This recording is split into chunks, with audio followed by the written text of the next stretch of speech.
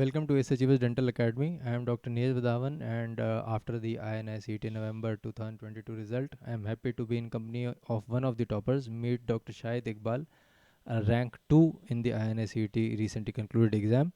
The counseling is also around the corner, so we'll see what Dr. Shahid opts for. So, first of all, huge congratulations, Shahid, for the massive achievement. How's the feeling like? Thank you so much, sir. I'm feeling very, very good. And when I saw the result, it was not believable. But I'm very grateful to the academy, Allah, and my parents, and my friends and seniors. Shahid, tell us a little more about yourself. I have given this small intro that you are Dr. Shahid Iqbal. Tell us about which college you come from, which attempt is this, and when did you start preparing? I'm Shahid Iqbal from Jamia Millia Islamia.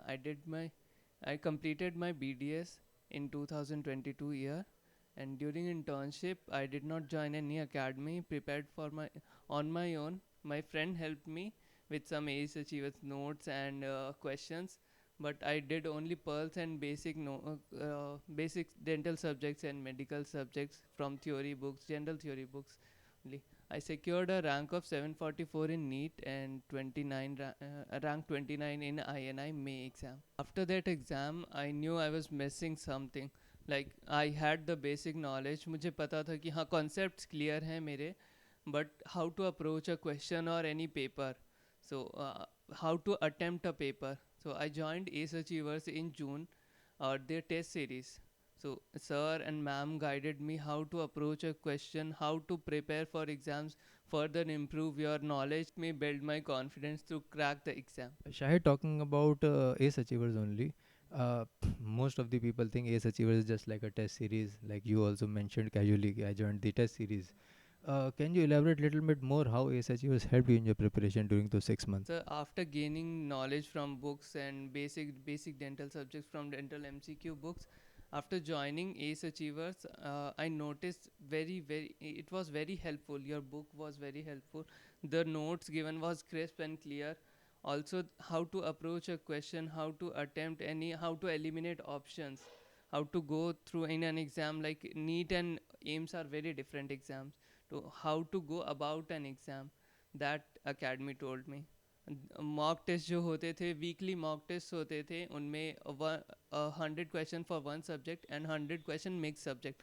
तो आप एक हफ्ते एक subject नहीं कर रहे हैं, आप एक हफ्ते एक सब्जेक्ट प्रॉपरली कर रहे हैं, प्लस आप सारे कोर्स का रिवीजन कर रहे हैं. वो उसमें मुझे अच्छा लगा. और जो बुक थी उसमें सारे जो भी टेक्स्ट है, जो क्वेश्चन के अराउंड आंसर्स हैं, नए नए टॉपिक्स दिए हुए हैं, वो उससे कॉन्सेप्ट बहुत आपके इम्प्रूव होते हैं रीसेंट बेस्ड एग्जाम्स पे. जैसे एम्स है, एम्स हमेशा पास रिसर्च पेपर्स पे मोस्टली देगा, क्वेश्चंस उनके अराउंड बिल्ड करेगा. तो उसके लिए आपको एक्स्ट्रा एफर्ट डालने पड़ेंगे. बुक्स हमारी क्लासिकल बुक्स है, प्लस पल्स जो है वो बेसिक नॉलेज के लिए ठीक है, बट आपको अगर अपग्रेड करना है तो आपको एक्स्ट्रा एफर्ट, एक्स्ट्रा बुक्स पढ़नी पड़ेगी. वो टेक्स्ट मुझे सर की बुक में मिला. प्लस जो अकेडमी के क्वेश्चंस है, डिफ़िकल्ट रहेंगे, टफ रहेंगे, बट आप जैसे प्रैक्टिस करेंगे उसे आपका लेवल इम्प्रूव होगा. From that rank 29 AIIMS in AIIMS में, I got a rank 2 in November, just within a span of 5.56 months only, just because of the academy and the questions and the text they gave me helped me to improve myself. Shahid, talking more about the preparation, like this was you have just recently completed your internship, so it's like the first attempt only. Exactly first नहीं है, but first के बाद जो 1.5 attempts होगा. तो surprisingly मतलब you've cracked the AIMS exam very early in your preparation journey.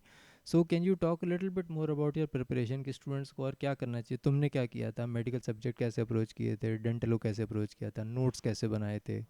तुम्हारे जेआरशिप में भी काफ़ी टाइम कम मिलता था, तो how did you manage all that? So my internship completed in January 31st. So during internship मैंने इतना कुछ, मतलब ऐसा होता था कि डेंटल सब्जेक्ट्स जो मुझे आते हैं मैं उन पे ज़्यादा फोकस करता था, बिकॉज जो इंटरेस्टिंग लग रहा है उन पे. मेडिकल सब्जेक्ट ड्राई सब्जेक्ट्स होते हैं, थोड़ा सा आपको बार बार रिवाइज करना पड़ता है. और उस टाइम अकेडमी ज्वाइन नहीं की थी तो प्रॉपर गाइडेंस नहीं था. After NEET I knew I am not attempting the paper rightfully. तो उसके बाद जब अकेडमी के टेस्ट देने शुरू किए तो मुझे पता चला कि हाँ, आपको कैसे कितने क्वेश्चंस अटेम्प्ट करने हैं, कैसे अटेम्प्ट, कौन से लीव करने हैं क्वेश्चंस, कौन से मेडिकल में कोर टॉपिक से जो क्वेश्चंस आ रहे हैं वो कैसे अटेम्प्ट करने हैं। अकेडमी के टेस्ट बहुत हेल्पफुल थे। प्लस उसके बाद जब मैंने अपना प्रॉपर एक स्ट्रैटेजी आपको अपनी बनानी पड़ेगी। जैसे एक अकेडमी की तरफ से जो शेड्यूल है वो है, बट आपको डिसाइड करना है, आपको टाइम शेड्यूल देना है हर बुक को, कितने महीने में आपको कितने टाइम पीरियड में कंप्लीट करना है। कुछ सब्जेक्ट्स जो आपको मल्टीपल टाइम्स रिवाइज करने हैं, ये सब आपको लिखना पड़ेगा। मैंने सर की बुक जो है वो 2 मंथ्स में कंप्लीट की थी। बट उसके बाद मेडिकल जो सब्जेक्ट्स है, जैसे वॉलेटाइल सब्जेक्ट्स है, बायोकेमिस्ट्री, माइक्रोबायोलॉजी, फार्माकोलॉजी, ये सब आपको जैसे मैं करता था, विद इन 15 डेज एक बार 2 आवर्स एक सब्जेक्ट को दे के रिवाइज करना, बहुत शॉर्ट नोट्स बनाना, बहुत ही short note, extremely short notes, like 4 to 5 pages में ख़त्म, जो भी बहुत मोस्ट इंपॉर्टेंट है और आपको लग रहा है कोर टॉपिक्स में से जो आ सकता है दोबारा। कुछ ऑफ टॉपिक्स होंगे, मेडिकल साइड होंगे, जो बहुत रेयर चांसेस है कि नहीं आएंगे, आप उन्हें रिवाइज करेंगे, यू विल फॉरगेट इट। सो जो कोर टॉपिक्स हैं उनके नोट्स बनाओ जो आपको नहीं आते। कोई भी बुक पढ़ रहे हो, सर की बुक है चाहे कोई भी, anything which will help you in future, उनको मार्क कर करके पढ़ना, बिकॉज नेक्स्ट टाइम आपको रिविजन में कम टाइम लगेगा। 100% बुक का 40% आपको आता होगा, 40% आपको मार्क करना है, 20% में आप एग्ज़ाम में, उस 20% में आपको रिस्क लेना पड़ेगा। ठीक है, उसमें से 10 to 15% अटैम्प्ट करना है, 5% लीव करना है। तो ये जो 40% आपने जो मार्क किया है, नेक्स्ट रिवीजन में से फिर से रिपीट करना है। बायोकेमिस्ट्री, माइक्रोबायोलॉजी, फार्माकोलॉजी मैं कैसे करता था, मैं ऑलमोस्ट 15 डेज पे एक बार रिपीट करता था, 2-3 आवर्स दे के। तो एक दिन में मेरा तीनों रिवाइज हो जाता था, बट कोई और सब्जेक्ट उस दिन नहीं कर पाता था मैं। इसी रिलेशन में शायद बात करते हैं लॉट ऑफ डेंटल स्टूडेंट्स से कि हम जनरल मेडिसिन नहीं पढ़ पाते, हमें समझ नहीं आता कहाँ से पढ़ें। एकेडमी को भी स्टूडेंट्स अप्रोच करते हैं कि आप मेडिसिन नहीं पढ़ाते हैं। तो how did you go about your general medicine preparation? Sir मैंने प्रिपरेशन जो प्रॉपरली स्टार्ट की थी वो ऐसे स्टार्ट की थी, पहले first year subject, second year subjects, third year subjects, and then dental, because I was confident in dental. तो I I was approaching questions directly in dental. But medical side में क्या था कि first time I did physiology, then pathology, then went on for pharmacology. जब ये सारे topics complete हो गए, मुझे फिजियोलॉजी आ गई, उसकी डिजीज़ आ गई, प्लस उसका मैनेजमेंट मेडिसिन आ गए। उसके बाद जनरल मेडिसिन टॉपिक्स को मैंने, क्वेश्चंस को अप्रोच करना शुरू किया। बिकॉज आप मेडिसिन पढ़ोगे तो ऑलमोस्ट 1 मंथ आपको लग जाएगा, इतना तो आप टाइम कभी नहीं दे सकते, आपको मेन कॉन्सेप्ट जो है वो फिर ख़राब हो जाएंगे। तो बेटर है कि आप पहले physiology, pathology, then pharmacology, then go for general medicine. अगर बहुत बहुत टफ आ जाता है, बहुत ऑफ टॉपिक आ जाता है, just leave it in the exam. You can leave like 5% of it, 5% of the exam you can just not attempt it. वो आपका नेगेटिव्स इंक्रीज करके आपकी रैंक डाउन कर देगा। मैंने out of 200 I attempted 187 questions in this November I an exam.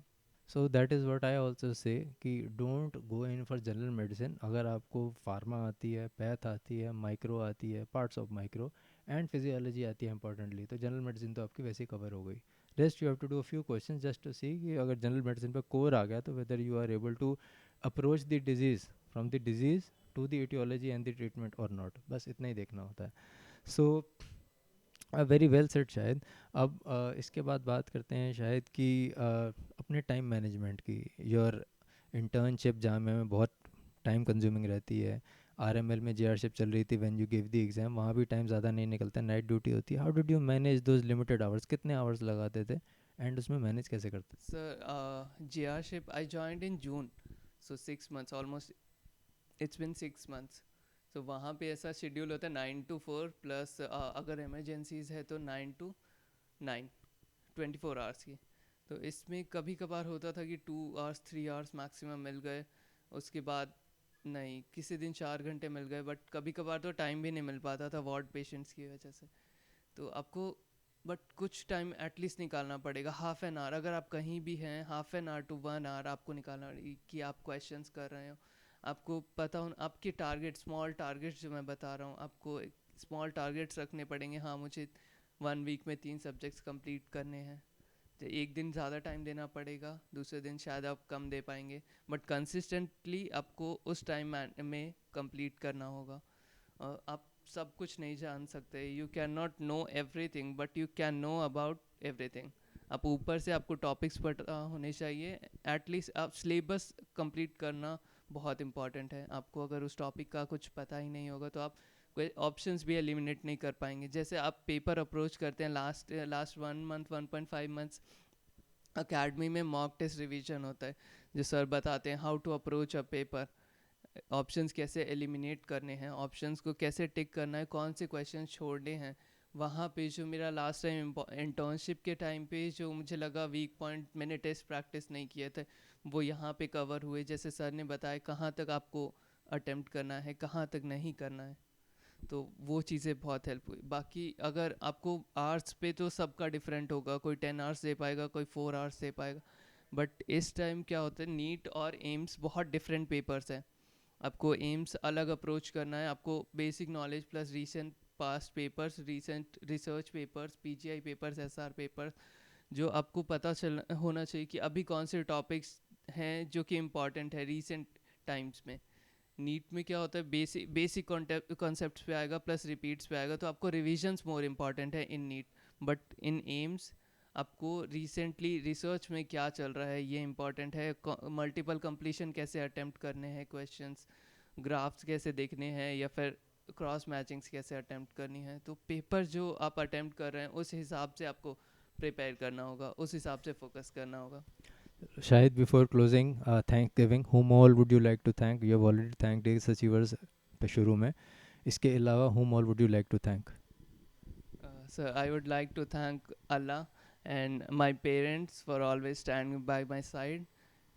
Sir, you and Akshika ma'am, Ace Achievers Academy, for constantly guiding me through the preparations, and my friends Tanya, Anas, Shika, Zaki, who all helped me and stood by me in all times, and my sir Raja sir, who always motivated me in my GRship, who said you can do everything, just be sincere to your work, manage workplace and your study time equally, and everything will fall into place. Good luck everyone. And I also would like to thank Shahid personally for having chosen ACE Achievers and having got such a brilliant rank 2, which is a dream rank for most of the students. I hope students like Shahid would keep on choosing ACE Achievers and keep on making us all proud. Thank you and Jai Hind.